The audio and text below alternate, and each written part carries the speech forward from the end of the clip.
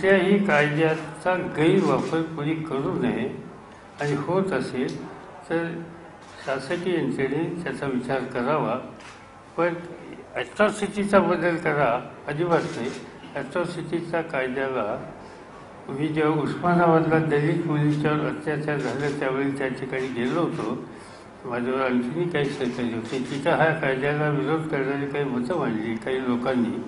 पत्रकार परिषदेमध्ये मी स्वच्छ सांगितलं की ही अशी चर्चा या ठिकाणी घेता येतं. हा पार्लमेंटचा कायदा आहे, हा एक दिलेला अधिकार आहे आणि त्यासंबंधी अशा पद्धतीने बदल करण्याची चर्चा होऊ शकत.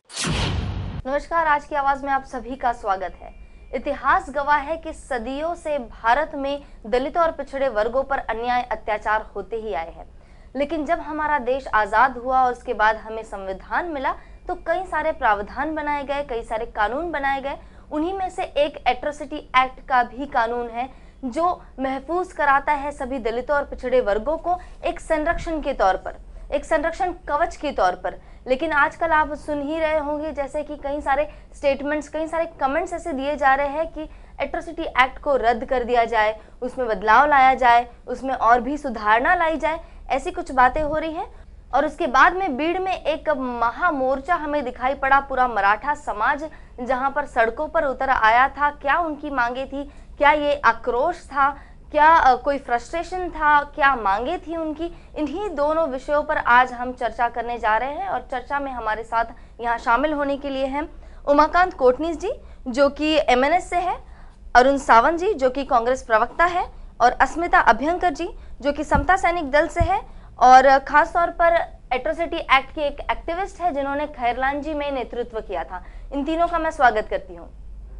सबसे पहले अस्मिता जी आपसे ही मैं पूछना चाहूंगी कि एट्रोसिटी एक्ट जब से बनाया गया उसके बाद बिना किसी स्टेटमेंट या बिना किसी आंदोलन आज तक कितनी बार अमेंडमेंट्स, कितनी बार सुधारणा हुए हैं? एट्रोसिटी एक्ट्स ये जो कानून है ये शुरू में नागरिक संरक्षण हक कानून नाम से 1955 से ये शुरू हुआ, पर इसका कुछ अमल नहीं हो रहा था. लोगों का आक्रोश के कारण 1989 फिर 90 में उसका कानून बना. फिर शैलजा के समय में जो पिछली सरकार थी कांग्रेस की, तभी उन्होंने लगा कि भाई ये भी ये जो कानून है 1919 वाला जी, तो इतना सफल नहीं है, तो इसीलिए उन्होंने सुधारना कायदा 2013 का लाया. फिर ये 13 का लाने के बाद जून 2014 में राष्ट्रपति महोदय ने इसका एक अध्यादेश जारी किया कि भाई ये जो पिछला कानून है ये इसका सफल नहीं है, एक अत्याचार बढ़ते जा रहे हैं. खैरलांजी के मामले में तो समझो आज के ज़माने अभी जैसा गुनाह का प्रकरण बाहर आया है व्हाट्सएप या बाकी थ्रू से, खैरलांजी के समय अगर में होता तो इससे ज़्यादा वो प्रभावी हो जाता था, क्योंकि ये उना या निर्भया इससे कहीं ज़्यादा वो ये है, वो जो घटना दर्द भरी है. तो इस कारण ये नया कानून जो आया है 1 जनवरी 2016 को ये पारित हुआ. फिर उसके अमेंडमेंट चालू जब 26 जनवरी को हुआ, तो ये कानून होना चाहिए. अभी देखिए यहाँ तक के है, अभी तो किसी के ऊपर दर्ज भी नहीं हुई उसके बारे में, तो लोगों ने उसके खिलाफ आवाज भी उठानी शुरू की. तो यानी अमेंडमेंट्स होते गए, ऐसा नहीं है कि कोई दबाव आया या कुछ, जैसे जैसी जरूरत पड़ी, जैसे जैसे सिचुएशंस बदलती गई तो कानून को और भी स्ट्रिक्ट कर दिया गया और भी उसमें प्रावधान लाए गए, यानी अमेंडमेंट्स होती गई. तो उसके बाद भी ऐसा स्टेटमेंट देना कि ये कानून रद्द कर दो या फिर इसमें बदलाव लाओ, ये ऐसा अलग से बताने की जरूरत क्यों पड़ी? उमाकांत सर, आपको क्या लगता है इस बारे में, क्यों जरूरत पड़ी, क्यों ऐसा स्टेटमेंट किया गया?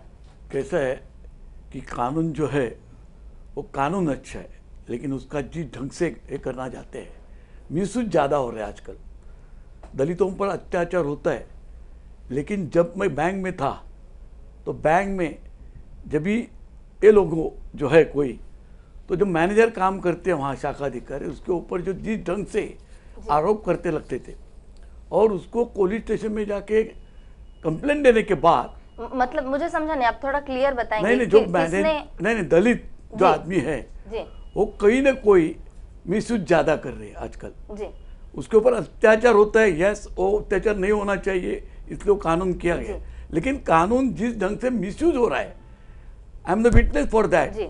व्हेन आई वाज वर्किंग, मैं जब भी बैंक में काम करता था तब एक मैनेजर अच्छा थे, उन्होंने काम के बारे में उसको बोल दिया तो उन्होंने जाके कंप्लेंट कर दी कि मेरे ऊपर अत्याचार हो रहा है, मैं दलित हूं। इसमें उसमें उनकी जाति का उपयोग करके कोई डोमिनेशन नहीं हुआ था? नहीं, कुछ नहीं हुआ था, लेकिन उन्होंने जाके कंप्लेंट करने के बाद पुलिस वाले आ गए और वो मैनेजर को लेके गए। जी। ऐसा नहीं होना चाहिए। यानी पर्पसली उस जात के है, नहीं, ऐसा कुछ भी नहीं हुआ था। जो इसलिए वाला मिस यूज जो होते हैं ना, वो मिस यूज नहीं होना चाहिए, लेकिन दलित पर जो अत्याचार हुआ है ना वो खत्म होना चाहिए, ऐसा नहीं होना चाहिए। ये आदमी है दलित भी, उसमें कोई किसके। यानी आपका मानना है कि इस एक्ट का मिसयूज हो रहा है। अस्मिता जी, आपके पास फिर से आना चाहूंगी, कितना यूज हो रहा है इस बात पे पहले हम फोकस डालना चाहेंगे कि जब से ये कानून बना है उसके बाद एट्रोसिटी केसेस है कि हर बार होती है, हर महीने होती है, या यूं कहे कि छोटे मोटे गांव में तो हर दिन भी होती है, तो कितना यूज हो रहा है आज तक एट्रोसिटी एक्ट? जिस पैमाने में इसका यूज़ होना चाहिए उस तरह ये कायदा कानून बिल्कुल ही यूज नहीं हो रहा है। अभी देखो, छोटी सी घटना है, छोटी सी, अपन ऐसे मानेंगे छोटी ऊना की घटना है कि कानून में क्या लिखा है, किसी को ज़बरदस्ती करो, ये महिला उठाना, किसी को मरा हुआ ज़बरदस्ती अगर करता है कोई, तो उसके खिलाफ तुरंत कार्रवाई होनी चाहिए। वो हो रहा है क्या? इसका मतलब अगर ऊना में जो लोगों बच्चों को घुमाया है, नंगा घुमाया है या मार के घुमाया या किसी रेप हुआ है, ये सब बातें हो रही है, पुलिस क्या कर रही है? पुलिस दिखता नहीं है कि बोलना चाहिए क्या? ये सब खुला है, लेकिन किसी के ऊपर हुआ है क्या? एट्रोसिटी अंतर्गत आया है क्या? नहीं आया है। बिल्कुल। सावंत सर, आपसे पूछना चाहूंगी कि जैसे कि मैम ने बताया कि इस तरह से केसेस हो रही है, वहाँ पे प्रॉपरली इम्प्लीमेंटेशन भी नहीं हो रहा, और जैसे कि उन्होंने पहले बताया था कि कई बार सुधारणा हुई है, 1990 में हुई है, 2014 में भी हुई है, और रिसेंटली 2016 जनवरी में भी हुई है। उसके बाद भी ऐसा कहना कि सुधारना करनी चाहिए, ये मतलब क्या ऐसा मानना है क्या कि अब तक सुधारना हो नहीं रही है और जब स्टेटमेंट होगा उसके बाद ही कुछ सोचा जाएगा? क्या कहना चाहते हैं आप इस बारे में? सुधारने तो वक्त पर होती आई है, ये तो आपको मालूम ही है। और जब किसी दलित पर अत्याचार होता है, अन्याय होता है, उस वक्त हमेशा पुलिस उस दलित के ऊपर एट्रोसिटी के अंतर्गत वो केस लेती, ऐसा भी नहीं है। मैं आपको जैसे भी मनसे के यहाँ पर जो बैठे उन्होंने कहा कि हमारे एक अफसर ने सिर्फ उसको नौकरी से ये कहा तो उसने दलित ने उसके ऊपर झूठा ये किया कि एट्रोसिटी लागू करोगे। मैं आपको एक घटना अभी लास्ट वीक की बताता हूँ। गोरेगांव स्थित, मुंबई में गोरेगांव करके एक स्थान है, वहाँ पर एक झाड़ू का काम करने वाला, भंगी का काम करने वाला व्यक्ति था। उसके ऊपर उसके सोसाइटी के सेक्रेटरी ने अन्याय किया, मारा उसको, शौचालय में बंद करके उसको पीटा भी। उस घटना को लेकर हम जब पुलिस स्टेशन में गए तो पुलिस ने अंडर एट्रोसिटी एक्ट वो घटना लेने से मना किया। क्यों? तो अगर एट्रोसिटी एक्ट के अंदर वो लेते, उसके ऊपर अगर कोई आईपीसी कलम लगाते तो इनका काम बढ़ता है पुलिस का, इसलिए उनको साधारण कलम लगाते हैं और उसको जितना हो उसका नजरअंदाज करने की कोशिश करते हैं। और एट्रोसिटी कायदे को हम कांग्रेस ने जब ये कानून में बदलाव आते गए, कांग्रेस ने हमेशा उसका साथ ही दिया है। अभी मैं आपको ये बताना चाहता हूं कि कुछ लोग इस एट्रोसिटी कानून को रद्द करने की बात करते हैं। वो एट्रोसिटी कानून रद्द तो बिल्कुल नहीं होना चाहिए, सिर्फ उसमें सुधार होना चाहिए, बात सही है।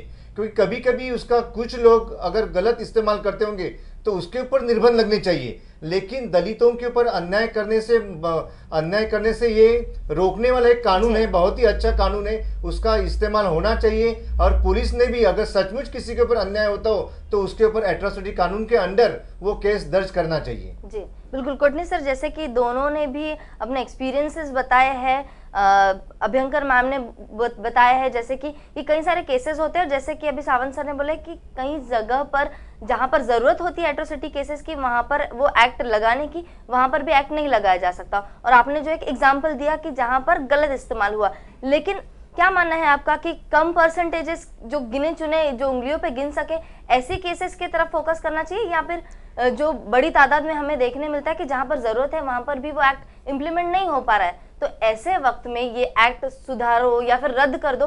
राज ठाकरे जी ने तो रद्द कर दो ये भी शब्द प्रयोग किया है, कर दिए, बोला नहीं है। जी जी, हम इसका क्लिपिंग आपको दिखा सकते हैं। एट्रॉसिटी ऍक्ट आता तुम्हाला रद्द करायला पाहिजे, त्याचा पुनर्विचार केला पाहिजे तुम्ही, कारण त्याचे गैरफायदे जास्ती घेतले जात आहेत त्या गोष्टींचे। असा कुठच्या तरी एखाद्याच्या हातामध्ये असा कायदा द्यायचा की ज्याला बेलच नाही, कोर्टात उभी राहिली तर तुम्हाला पुरावा देता येत नाही? हा कोणीतरी मला असं असं बोलला म्हणून ह्याच्यावरती कुठची केस टाकायची, असं नाही होत. त्याचा पुनर्विचार होणं गरजेचं आहे आणि त्याच्यामध्ये काही अनेक गोष्टींच्या सुधारणा होणं आवश्यक आहे.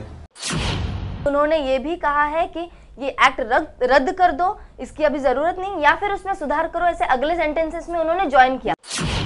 राज साहब ने कल भी जो इंटरव्यू उसमें बोला है जी कि मैं रद्द करना उसकी जगह से जैसा दूसरा एक्ट होना चाहिए और दलितों पर अत्याचार होता है बराबर है, उसके ऊपर अत्याचार नहीं होना है. जरूरत क्यों, जब पहले एक्ट का इम्प्लीमेंटेशन नहीं, नहीं हो रहा है. अलग होना चाहिए. आपका क्या मानना है इस बारे में? मैं तो पहले जो अपने कांग्रेस के प्रवक्ता है उनकी बात उन्होंने जो सही बोला है कि पुलिस डिपार्टमेंट सबसे भ्रष्टाचारी डिपार्टमेंट है. ये हर बात पर अपना रवैया इस्तेमाल करता है. जैसे कोई महिला भी उनके पास गई तो उसको पहला वो उनका ये करते हैं कि सांत्वन करते, जैसे ताकि केस दर्ज होना चाहिए. तो मैं ये बोलती कि भाई पुलिस डिपार्टमेंट अगर ऐसा करती है, अत्याचार करती है, ये एक प्रकार अत्याचार, तो कोई ऐसा बोलता है कि पुलिस डिपार्टमेंट बंद कर दो, ऐसा कोई बोल रहा है? पुलिस डिपार्टमेंट बंद कर दो, ऐसा कोई नहीं बोल रहा है.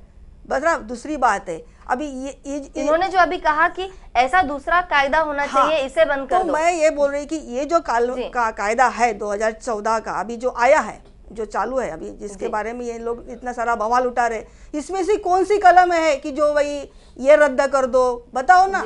ये फलानी कलम है कि ये नंबर, ये 2, 3 को जो भी है एक्ट में, इतने सारे उसमें जो भी है ये बता दे कि ये फलाना नंबर है, ये कट कर दो या इसको सुधारना कर दो. तो जो गलत है, जहाँ पर गलत है उससे बदलने की जरूरत है. नहीं है इनका. हम बोलते हैं कि वो बराबर है जी, उसमें से 2-4 गलतियां छोड़ दे, उससे अगर बाकी तो बड़ा हमारे तरफ से अभी भाई चलो पुराने 100% नहीं तो भाई 50% तो मिलेगा. पर इन्होंने ये बताना चाहिए कि फलाना नंबर, फलाना एक्ट का ये कॉलम गलत है या इसमें सुधारना चाहिए. ये हमारे बिल्कुल इस बात पर और भी आगे चर्चा होगी. यहाँ पर एक छोटा सा हम ब्रेक लेते हैं, ब्रेक के बाद फिर हाजिर होंगे.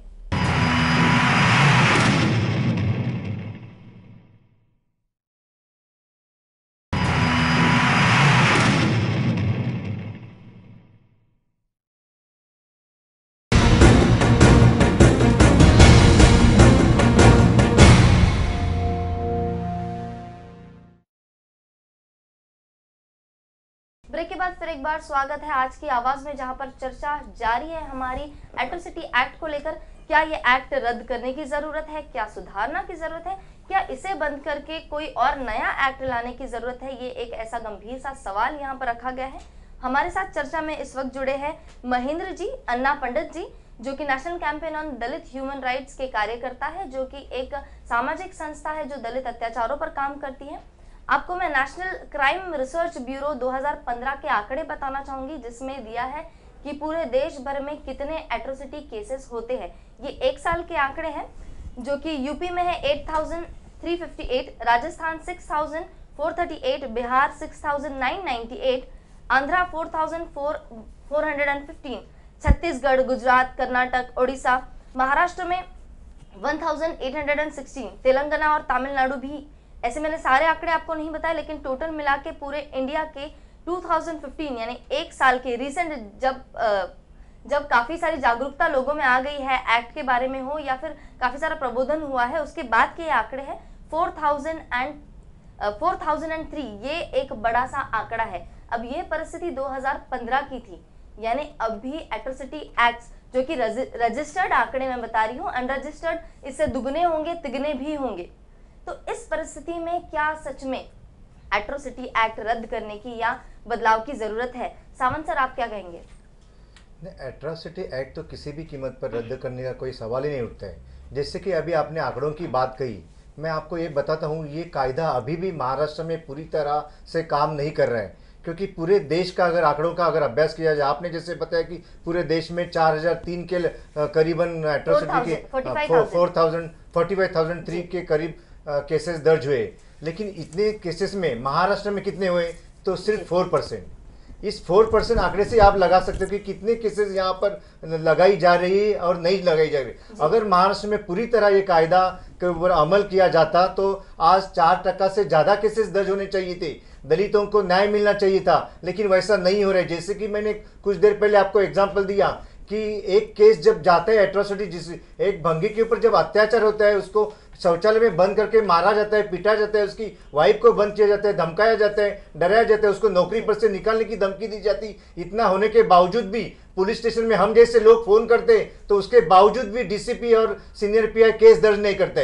यही बात ये साबित करती है कि दलितों के ऊपर अभी भी ठीक तरह से न्याय नहीं दिया जा रहा है। तो एट्रोसिटी कायदा जो है वो रद्द करने की बात बिल्कुल गलत है, लेकिन हाँ, एट्रोसिटी कायदा अगर गलत तरीके से कोई आदमी, कोई दलित यूज करने की कोशिश करता हो तो उसके ऊपर सुधार लाने की जरूरत है। जैसे कि मुझे ऐसा लगता है कि जब कोई दलित जाकर पुलिस स्टेशन में ये कहता है कि हमारे ऊपर अन्याय हुआ है, हमारे ऊपर दलित मतलब सवर्णों ने जातिवाचक शब्दों का प्रयोग किया है, हमें मारा है, हमें पीटा गया है, हमें नौकरी से आने से मना किया जा रहा है, तो उसके लिए उसका पुरावा होना चाहिए, उसके बाद एट्रोसिटी कायदा लागू होना चाहिए, ये मेरा स्पष्ट कहना है। महेंद्र जी, आपसे पूछना चाहूंगी कि इस तरह की जो केसेस होती आई है, काफी सारी अनरजिस्टर्ड भी है और इतना स्ट्रिक्ट कायदा होने के बाद भी ये केसेस होती है, तो इसमें अगर इसकी स्ट्रिक्टनेस को कम कर दिया जाए, इसकी रिजिडनेस को और कम कर दिया जाए, तो क्या ये केसेस और बढ़ने ही जाएगी? मैं इस बात पर ये कहना चाहूँगा कि ये जो कायदा लागू हुआ है उसका अभी तक पूरी तरह से लाभ तो पूरे अनुसूचित जाति जनजाति के लोगों को मिला ही नहीं है। उसकी दो बातें सामने आती है। जब मेरे जैसा कार्यकर्ता ग्रास रूट पे काम करता है, अभी सावंत जी ने जो सच कहा है कि पहली तो मानसिकता उन ऑफिसर लोगों की रहती है कि वो केस रजिस्टर करके नहीं लेते। दूसरी बात यह है कि कोई कार्य का पीड़ित व्यक्ति अगर रजिस्टर करने जाता है और तो उसको प्रूफ मांगा जाता है।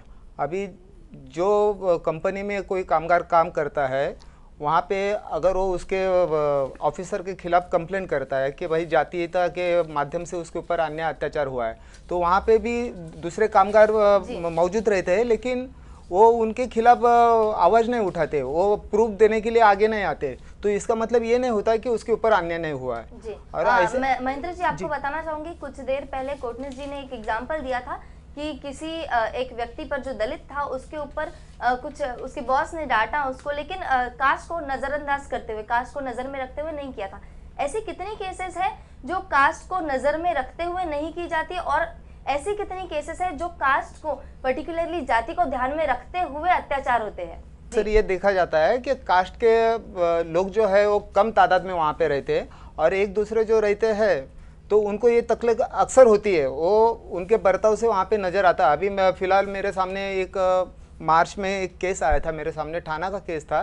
वो कैस्टल कंपनी है, वहाँ पे संजय शिंदे करके एक कामगार है, वो कामगार को इतना पीड़ा गया वहाँ पे, वहाँ के कुछ यूनियन के पदाधिकारी थे, उसके साथ एक कामगार है उसके साथ अश्लील हरकतें करते थे।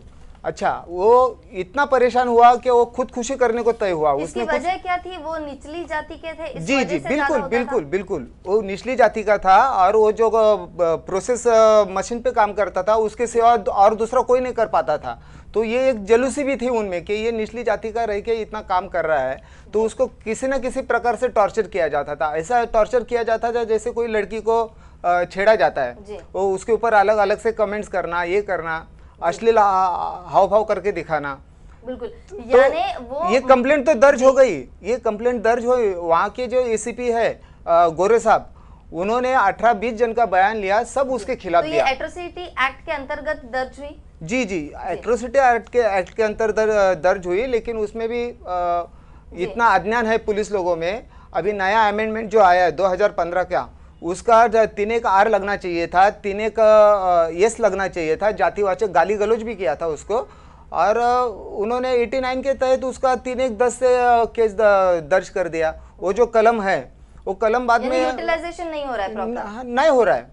उनको अरेस्ट करना चाहिए था, अरेस्ट भी नहीं किया और उनके बयान भी गलत तरीके से दर्ज किए गए। कोई भी उसके कंपनी के खिलाफ बोलने को तैयार नहीं है, उसके ऊपर अन्याय हुआ, ये तो सच बात है। यानी ये एक चीज नजर आती है कि एट्रोसिटी एक्ट लगाने के लिए आनाकानी की जाती है। बिल्कुल बिल्कुल। अभ्यंकर मैम, आप कुछ कहना चाहेंगे इस बारे में?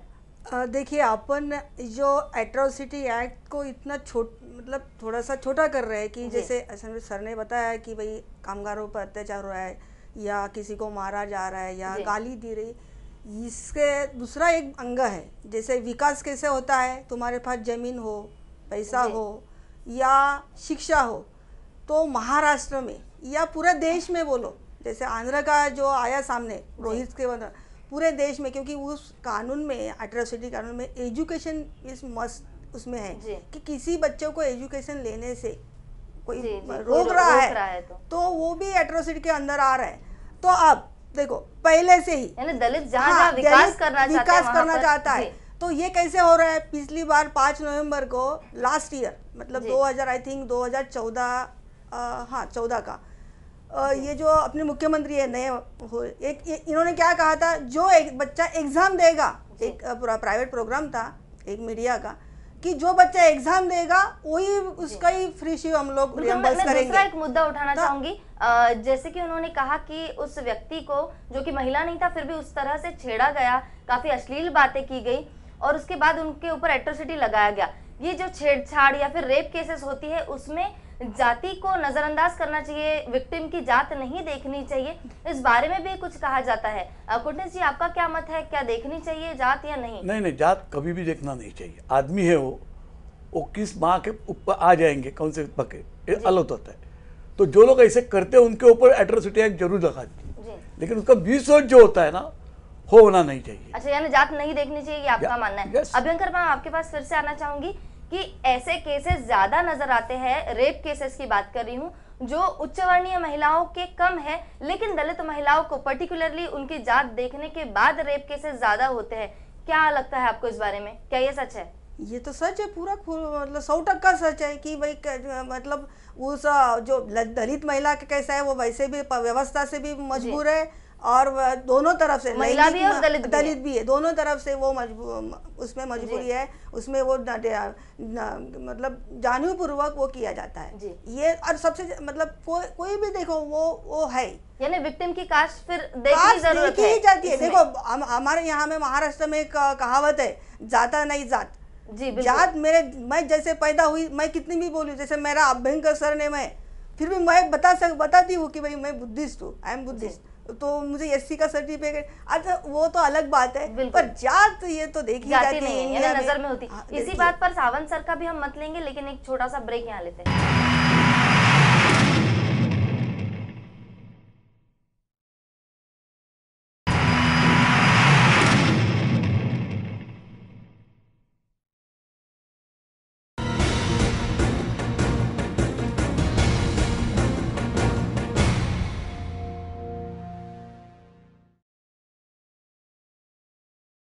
ब्रेक के बाद फिर एक बार स्वागत है। सावंत सर से पूछना चाहूंगी, जैसे कि विषय था कि रेप विक्टिम के कास्ट की तरफ ध्यान नहीं देना चाहिए, वो केवल इंसान है, केवल एक महिला है, इतना इनफ है। लेकिन जैसे कि अभ्यंकर मैम ने बोला कि कास्ट को ध्यान में रखते हुए भी ऐसे अत्याचार ज्यादा होते हैं।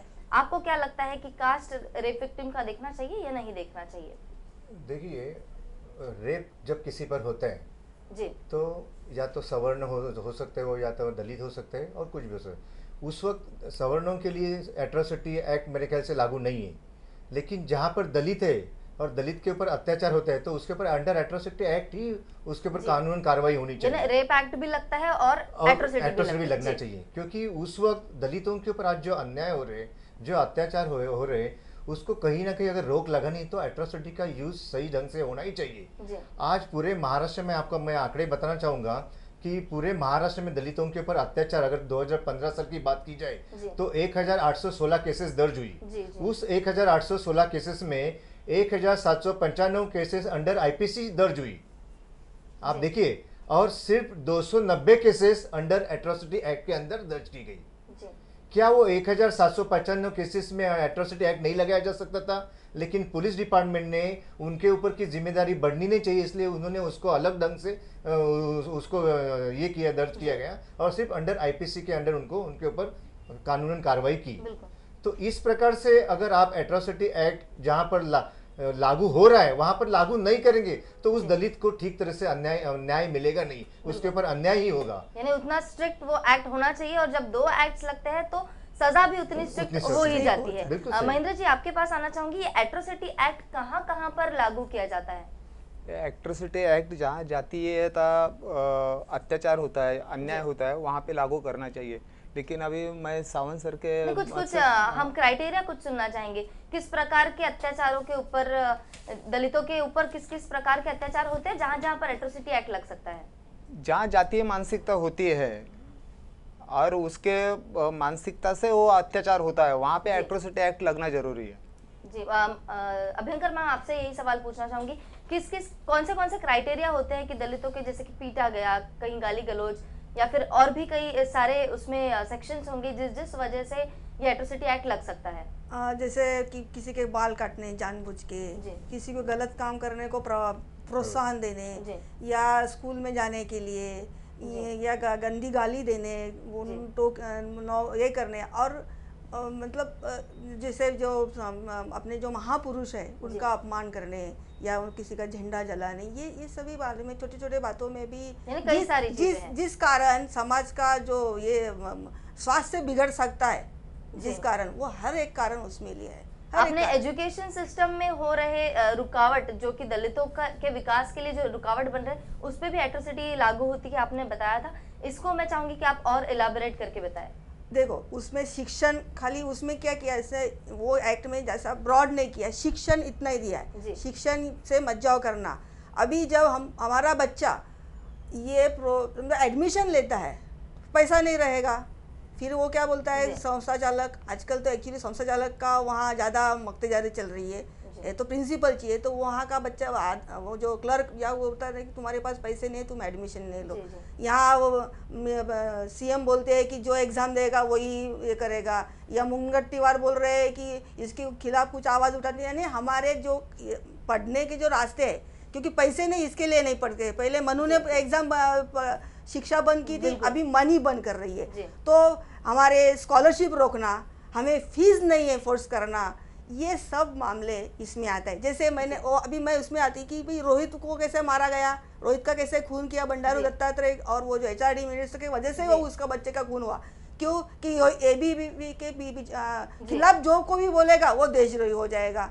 मतलब हम किधर भी ऊपर जाने से हम नीचे कैसे आए, ये व्यवस्था सोचती है। स्पाइरल कॉन्स्पिरेंसी चलती है कि किस तरह से बस दलितों को विकास से रोकना है, विकास से रोक रहा है। मैं तो बोलती हूँ कि महाराष्ट्र के जो शरद पवार जी है, शरद पवार जी के पार्टी के जो अजित दादा जी है, इन्होंने हमारा SC/ST का प्लान का पैसा सबसे ज्यादा भगवाया है। कहाँ पर? इरिगेशन डिपार्टमेंट में। तो मैं बोलती कि पहले इनके ऊपर एट्रोसिटी दर्ज करवाओ, ये सभी नेताओं के ऊपर जिन्होंने हमारा पैसा लिया है। ये शरद पवार जी है जो कि माननीय है, काफी लोग सब रिस्पेक्ट देते हैं, पूरा महाराष्ट्र उनको रिस्पेक्ट देता है, लेकिन इस तरह का स्टेटमेंट वो कर रहे हैं, या इसके पहले अगर हम पीछे जाए मराठवाड़ा यूनिवर्सिटी के वक्त भी उन्होंने जो एक चिंगारी भड़काने का काम हम कह सकते हैं इसे क्लियर, कि जिस तरह से कमेंट किया था, तो उस वजह से एक पूरी पीढ़ी यूनिवर्सिटी के नामांतरण में चली गई, काफी लोगों को, काफी दलितों का नुकसान हुआ इसमें। तो ये इस तरह का हमेशा से जो एटीट्यूड उनका नजर आ रहा है दलितों के लिए, ये क्या आपत्तिजनक नहीं लगता आपको, ये इस तरह के स्टेटमेंट्स करना, या ये जो भी इनका जिस तरह से नजर आ रहा है आजकल, क्या लगता है आपको? बिल्कुल आपत्तिजनक है उनके लिए जो ऐसे स्टेटमेंट कर रहे हैं। आप अगर देखेंगे मराठवाड़ा यूनिवर्सिटी का जब नामांतरण किया गया था, उस वक्त भी पूरा दलित समाज एक हुआ था और उसका भुगतान राष्ट्रवादी कांग्रेस को भुगतना पड़ा था। उसी प्रकार से अभी भी उन्होंने वही स्टेटमेंट किया, लेकिन बाद में उन्होंने अपना स्टेटमेंट को थोड़ा चेंज किया। अभी उन्होंने ये कहा है कि हम एट्रोसिटी एक्ट बिल्कुल रद्द करने को नहीं कह रहे, उसके अंदर जो कुछ कई ऐसी बातें हैं जिसका गलत इस्तेमाल कभी कभी कोई दलित कर रहे हैं। तो आपको ये नहीं लगता कि पहले जो मन की बात थी बोल दिया और बाद में उसको अपना सुधारना कर दिया उन्होंने अपने स्टेटमेंट को? शायद ऐसे ही हो सकता है, लेकिन अभी उनके मन में क्या चक्कर चल रहा है मैं एग्जैक्टली नहीं बता सकता हूँ। लेकिन मैं ये बताना चाहूँगी शरद पवार जी ने बाद में, भले उन्होंने पहले गलती की होगी या मैं गलत समझता रहूँगा, लेकिन उन्होंने बाद में जो बात कही है उस बात के ऊपर ध्यान देने की जरूरत ज़्यादा है, ऐसा मुझे लग रहा है। उन्होंने ये कहा है कि एट्रोसिटी एक्ट को होना चाहिए, जरूर होना चाहिए, क्योंकि उससे दलितों को न्याय मिलेगा। उसमें सिर्फ कुछ बदलाव की, कुछ नई कलमें डालने की जरूरत है, ये शरद पवार जी ने कहा है, और मैं उस बात को स्वागत करता हूं। इसके पीछे का मोटो क्या लगता है? कुटनी सर, आपसे पूछना चाहूंगी, क्या मोटो है इसके पीछे? क्या सिर्फ बदलाव लाने के लिए एक सेंसिटिव स्टेटमेंट उन्होंने दिया, या इसके पीछे, क्योंकि पॉलिटिकल पीपल जितने भी स्टेटमेंट करते हैं वो बिना किसी मोटो के नहीं होता, क्या इसके पीछे कोई और मोटो है? मैडम, कैसे है कि पॉलिटिकल जो लीडर है जी, वो जब भी वो हवा जैसी होती है वैसे ट्रीटमेंट कर रहे हैं। दलितों पर जो अत्याचार रहते और एट्रोसिटी, इसमें जो फर्क ऐसा है कि जो एट्रोसिटी के जो दिए हुए कलम है उस ढंग से किसी ने किया उसका एट्रोसिटी जरूर लेना चाहिए, लेकिन उसका कुछ भी ये नहीं होता तो उसके ऊपर जो लोग करते हैं वो बराबर नहीं। उनको यही कहना था शरद पवार जी का कि जो एक्ट में जो कुछ थोड़ा बदलाव होना चाहिए, इससे जिसको मिसयूज जो करते हैं ना उसको थोड़ा बंद हो जाएगा। यानी जैसे आपने कबूल किया जिस तरफ हवा चलती है वहां पर एक पब्लिसिटी स्टंट, तो राज ठाकरे ने ऐसा, मैं यही अभी बोलता हूँ, राज साहब ने ऐसा बोला ही नहीं है। नहीं, राज साहब ने, मैं एक मिनट, मैं बोलता हूँ, राज साहब ने वही दिन कल भी बोला उसमें कि मैं बोला, मैंने क्या बोला, सुधार होना चाहिए। नहीं वो मैंने आपको पहले भी बोला कि उन्होंने रद्द होना चाहिए ये वर्ड्स भी यूज किए, तो क्या पहले बोल दिया था और फिर उन्होंने, लेकिन उन्होंने बोला ना, नहीं ऐसा समझो मुंह से निकला होगा तो उन्होंने जैसे शरद पवार बोले थे वैसे उन्होंने बदलाव किया ना। आपको क्या लगता है क्या ये कोई पॉलिटिकल स्टंट है? ये तो पॉलिटिकल स्टंट है यार, लोगों के पीछे से क्यों बोल रहे हैं? सामने आके बात करें ना। मैं तो सीधा बोलती कि भाई फलाना फलाना कलम है ये रद्द कराओ, हो जाएगा ना, वो तो बताएंगे, वो डेफिनेटली बताएंगे। अभी देखो आज चालू हो गया, उसके बारे में बोलेंगे ना। राज साहब कौन सा है वो स्टडी करने का मैं भी बोलने वाला हूँ तो बाद में। अभी है क्या कि बिना स्टडी किए हुए स्टेटमेंट किसी नो स्टडी का सवाल नहीं मैडम, कैसे जो कुछ चीजों से करता है तो उसको पहले से करने के बाद ही बोलना चाहिए। मैं वही बोला ना, दलित लोग जो है तो उसके ऊपर जो अत्याचार होता है गलत है, पहला ही स्टेटमेंट है मेरा, या मनसे का स्टेटमेंट है, दलित के ऊपर अत्याचार नहीं होना चाहिए, पर इसका ढंग से काहे कर रहा है ना वो बराबर नहीं है। ये एक बात बोलने की है कि दलितों पर अत्याचार नहीं होना चाहिए, लेकिन जहां पर ऑलरेडी अत्याचार हो रहे हैं उसे रोकने का कायदा है, करना चाहिए, शासन तो होना चाहिए, शासन होना चाहिए। शासन क्यों नहीं होता है, उसके पीछे कौन है, यही देखना चाहिए ना, शासन क्यों होता है। इसी सिलसिले में हमें जो बीड़ में बड़ा सा एक महामोर्चा दिखाई पड़ा है, मराठा समाज और दलित समाज के बीच में क्या कोई दरार आने जैसा कोई संभावनाएं आज हमें दिखाई पड़ रही है, इस विषय में हम आगे चर्चा करेंगे। यहाँ पर एक छोटा सा ब्रेक लेते हैं।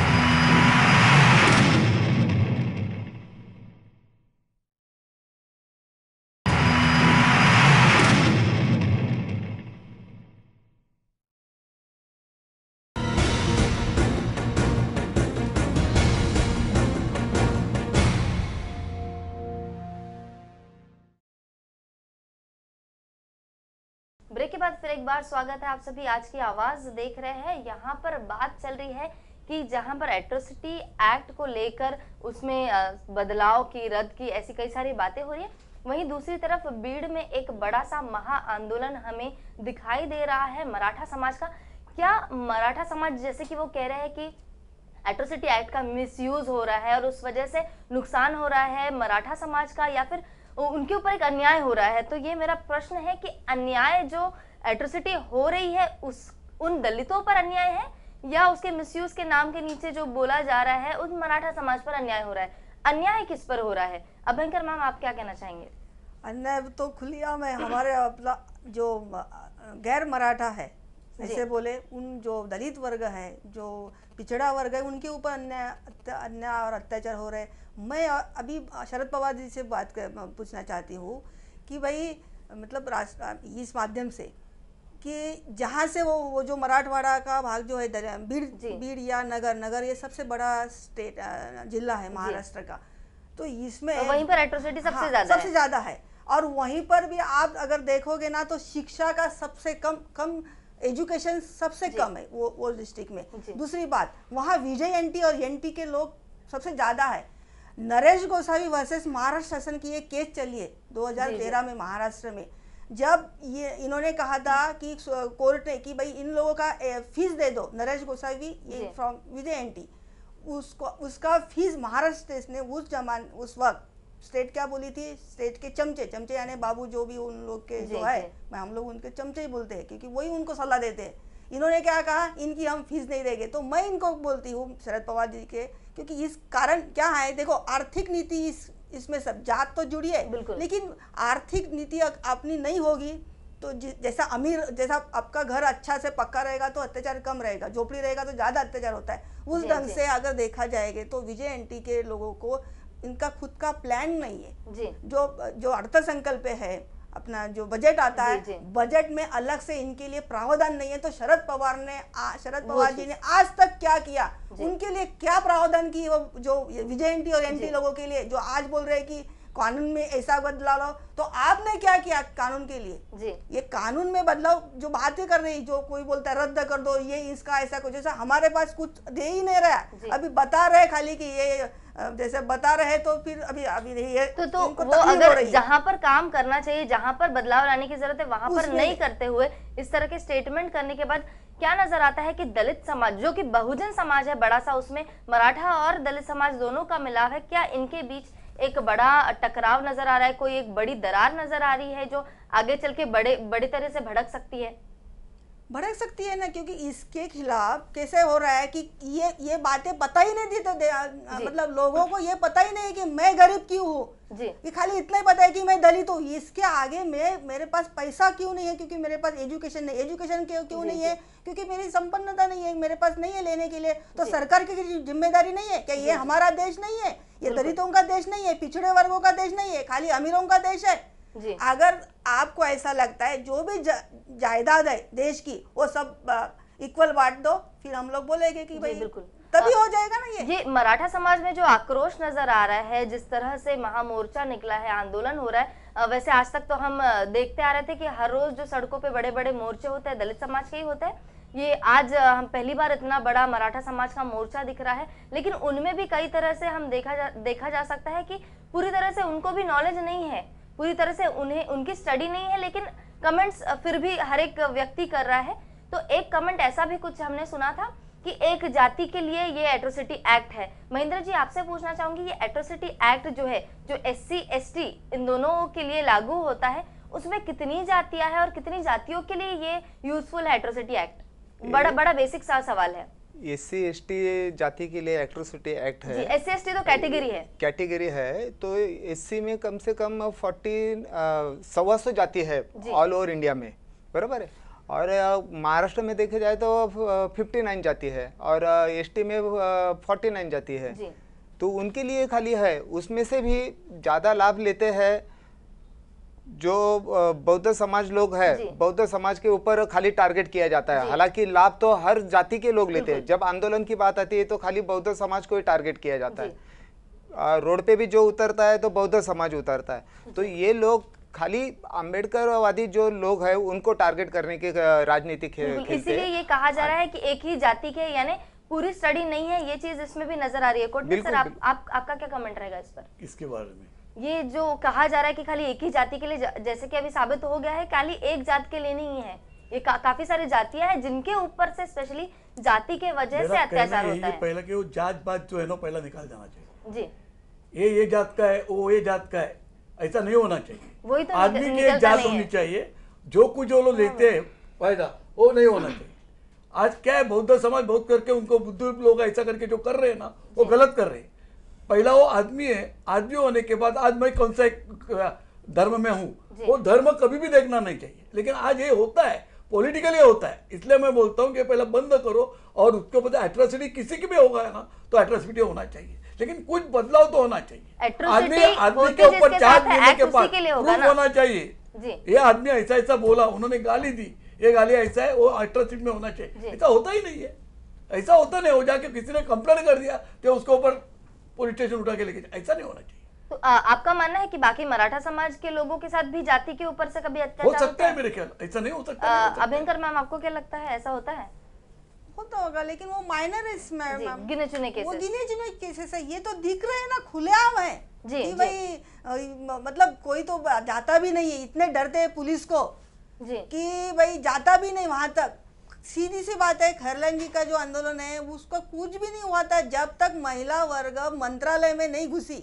हम महिला वर्ग जब तक मंत्रालय नहीं घुसी तो ये यहाँ का मंत्रालय भी हिला नहीं था, ना अनुसूचित जाति आयोग नहीं हिला था, ना कोई नहीं हिला था। उसके बाद जो सब मिनिस्टर गए, ये गिनी चुनी बातें में हो रहे, ये मतलब वो नहीं है।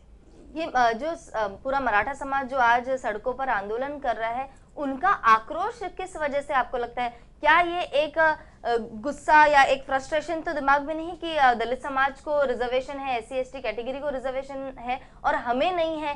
क्या ये एक किसी अलग तरीके से घुमा फिरा के उसके ऊपर तो नहीं आने वाला है? आने दो ना, चाहिए तो ले लो रिजर्वेशन। सावंत सर, आपको क्या लगता है? मैं आपको जाते जाते ये कहना चाहूँगा कि अभी हुआ है क्या, डॉक्टर बाबा साहेब आम्बेडकर ने जब घटना बनाई थी तो कुछ सालों के लिए दलितों के ऊपर जो अन्याय हुए तो उनको बाहर निकालने के लिए कुछ सालों तक रिजर्वेशन रखा था, लेकिन उसके बाद ये रिजर्वेशन कभी बंद हुआ ही नहीं। मैं आपको इस माध्यम के द्वारा ये कहना चाहता हूँ कि ये जो वो कुछ समय कुछ समय आपने बोला है उसको अगर डिफाइन करें तो जब तक परिस्थितियां बदलती नहीं है तब तक के लिए वो रखा था। हाँ, वो परिस्थिति तो एक्चुअली कब की बदल भी चुकी है। अभी एक्चुअली आर्थिक ईबीसी जो है, इकोनॉमिकली बैकवर्ड क्लास जो है, वो लागू होना चाहिए। क्योंकि अभी क्या हो रहा है, दो समाजों में टेढ़ी क्यों निर्माण हो रही है? क्योंकि जो कुछ बेनिफिट है गवर्नमेंट के एक पर्टिकुलर समाज ही ले रहा है, हम गरीब होने के बावजूद भी हमको नहीं मिल रहे। तो मैं ये बताना चाहूँ कितनी परिस्थितियां बदली है अब तक, क्या लगता है जो पूरा दलित समाज है उनमें से कितने लोगों को फर्क पड़ा, कितने परसेंटेज लोगों की? ये तो बता नहीं सकते कि कितने लोगों को कितने, मतलब एक अंदाज अगर लिया जाए। मैं आपको सिर्फ ये बात कहना चाहूंगा कि आप एक क्राइटेरिया ऐसा बनाइए कि दलित समाज हो या सवर्ण समाज हो, जो इकोनॉमिकली बैकवर्ड क्लास है उसको जरूर सारे बेनिफिट मिलने चाहिए, क्योंकि तो ही सारे समाज में जो पिछड़ा वर्ग ऊपर रहेगा। नहीं तो एक सिंपल सी एक बात कहना चाहूंगी, सर्वजन हिताय और सर्वजन सुखाय ये प्रैक्टिकली इम्पॉसिबल है, इसीलिए बहुजन हिताय और बहुजन सुखाय कहा जाता है, जो कि मैक्सिमम लोगों के बेनिफिट के लिए हो सकता है।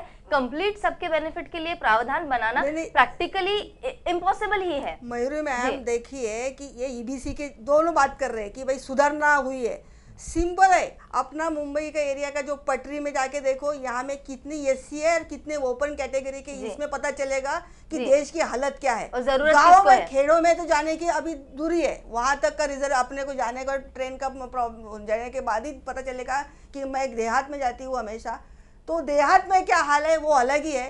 खाली पटरी देखिए, हार्बर लाइन है, सेंट्रल लाइन है, वेस्टर्न लाइन, मतलब मुंबई के बाहर जाने की जरूरत। दूसरी बात इन्होंने कहा ईबीसी से ऑलरेडी बिना मांगे भारत सरकार, स्टेट गवर्नमेंट, सेंट्रल गवर्नमेंट बिना मांगे ईबीसी की सहूलत देती है। बिना मांगे सब कुछ है, क्रिमिलेयर है, बिना मांगे है। ये कभी रास्ते पर नहीं आए, इकोनॉमिकली बैकवर्ड करते कोई मराठा समाज नहीं आया कि हमें स्कॉलरशिप दे दो, हमें फ्री शिप दे दो। इन्हें बिना मांगे ईबीसी की सहूलत है। हम जैसे रास्ते पर उतरते हैं ना कि भाई हमारी फीस दे दो, पहली बार रास्ते पे समाज आया है, तो इनको बिना मांगे ईबीसी की सहूलत है। जैसे कि कोटनी सर ने भी कुछ देर पहले कहा था कि जात निकाल दो, वो ध्यान में मत रखो, लेकिन जाति ये सबके दिमाग से निकली नहीं है। जब निर्भया केस है तो पूरा भारत सड़कों पर है, लेकिन जब खैरलान जी है तो केवल दलित, केवल बौद्ध लोग हैं। तो ये फर्क भी हमें दिखाई देता है। महेंद्र जी, आपसे जाते जाते पूछना चाहूंगी कि अंत में क्या लगता है कि क्या अभी जरूरत है और अमेंडमेंट्स की एट्रोसिटी एक्ट में? अभी जो न्यू अमेंडमेंट आया है उसमें बहुत सारे कलम डाले गए हैं, लेकिन हमारा कहना ये है कि वो अमेंडमेंट बराबर तरीके से यूज़ नहीं किया जा रहा है। पुलिस अधिकारियों को प्रशिक्षित नहीं किया जा रहा है, केस कैसा दर्ज करने का, उसका इम्प्लीमेंट कैसा करने का, कुछ भी उनको ज्ञान नहीं है उसके बारे में जी। और सावंत सर, आपसे पूछना चाहूंगी कि क्या लगता है कि इस तरह के स्टेटमेंट्स और भी आगे होने चाहिए? क्या अगर ऐसे स्टेटमेंट होंगे तो उस पार्टी के, उन पक्ष के दलित वोट बैंक जो है उसको क्या फर्क पड़ेगा? ऐसे स्टेटमेंट तो पहली बात इन्हें होने ही नहीं चाहिए। शरद पवार आज एक बहुत बड़े देश के नेता हैं जिन्होंने ये स्टेटमेंट किया था, और उसी की वजह से आज ये चर्चा सब जगह पिछले 4-5 दिनों से चर्चाएं अलग अलग टीवी चैनल्स और वृत्तपत्र में हो रहे हैं। और अगर इस प्रकार के स्टेटमेंट्स, मैं तो ये कहूँगा कि आगे आने वाले 4 महीने के बाद कॉरपोरेशन का इलेक्शन है और उसके बाद 2 साल के बाद विधानसभा का इलेक्शन है, तो ये सारी तैयारी अब से उनकी वही चल रही है। अभी देखिए कि शरद पवार जी ने लास्ट वीक में ये स्टेटमेंट दिया है, उसके बाद तुरंत मनसे के नेता राज ठाकरे जी ने ये स्टेटमेंट दिया है, बाद में दोनों नेताओं ने अपना स्टेटमेंट चेंज किया है। जब उनको ये बात मालूम है कि इसका बूमरैंग शायद ये हो सकता है हमें, तो उन्होंने अपने अपने स्टेटमेंट को चेंज करके दलित हित का स्टेटमेंट करने लगे। तो ये सारी बातें नहीं होनी चाहिए। कहीं ना कहीं ये एक समाज में भेदभाव निर्माण करेगी, एक बड़ी दरी निर्माण करेगी, और इसका असर आने वाले कुछ दिनों में अपने को दिखाई देगा ही जरूर। जी, कुटनीत सर, आपसे जानना चाहूंगी कि राज ठाकरे जी जो कि हमेशा से ही कंट्रोवर्शियल स्टेटमेंट कुछ तो उनका होता ही राज है साहब जहाँ कुछ पर भी बोला तो कंट्रोवर्सी होते हैं। जी जी वही राज बात साहब है। के मुंह में जो आया वो तो वो बोलेगा और controversy जनता करने ही जैसे तो statement क्यों देते हैं? नहीं बोलेंगे तो बोलेगा तब तुम बैठे क्या है जी, क्या? तो पहले ये जो ही कर रहे हैं, पार्टी राज ऊपर साहब आने जो में बोल रहे हैं, उसके problems है। पीछे क्या है ना वो पहले समझ लेना चाहिए। वो करते नहीं, इसलिए उसको टारगेट किया जाता है। राज साहब पेपर वाले और न्यूज वाले सब लोग राज साहब के खिलाफ ही है। पहले से ही देखो कौन सा पेपर वो पढ़ा ऐसा था राज साहब के controversial खिलाफ, statement ऐसा नहीं देते होना क्यों चाहिए। है? जो सच है ना वो जी। सच लिखना चाहिए। और आप जैसे जो न्यूज वाले हैं ना उनको भी मेरा कहना है मैं एक बात जो कुछ पूछना है चाहूंगा जी, मनसे के प्रवक्ता से मैं ये बात पूछना चाहूंगा कि जो सच है वो बोलना चाहिए, जरूर बोलिए, लेकिन वो सच इतने दिन तक चुप क्यों था? और आप इलेक्शन अरे वही बोला ना, जब तक राज साहब चुप बैठे ये सब चुप क्यों बैठे ये और सब ये अभी क्यों सुनिए, सच पड़ गया? ये क्या है? ये सिर्फ राजनीति है, एक प्रकार की राजनीति है, बस हवा में रहने के लिए कुछ लोग स्टेटमेंट देने कांग्रेस ने जो का और छा राजनीति की जाने है ना का। इसके ऊपर दलित के ऊपर अत्याचार हुआ है। राजनीति जो कर रही थी वो कांग्रेस आज- करी, आज इसलिए तक उसको हटा दिया और बीजेपी आ गए। कांग्रेस ने ये करना। अत्याचार किए होते तो दलित समाज इतने सालों तक कांग्रेस के साथ कभी नहीं रहता। और अभी दलितों आपको के लगता नेता है आपके रामदास साथ है? आठवले आए हैं तो फिर उन्होंने अभी बीजेपी के साथ जाके जुड़ गए। अभी दिखा देने का उनको, उन्होंने दलितों के बारे में अच्छी अच्छी योजनाएं लेके, अच्छे एट्रोसिटी का अच्छा यूज करके वो आपकी चुप बैठे वो।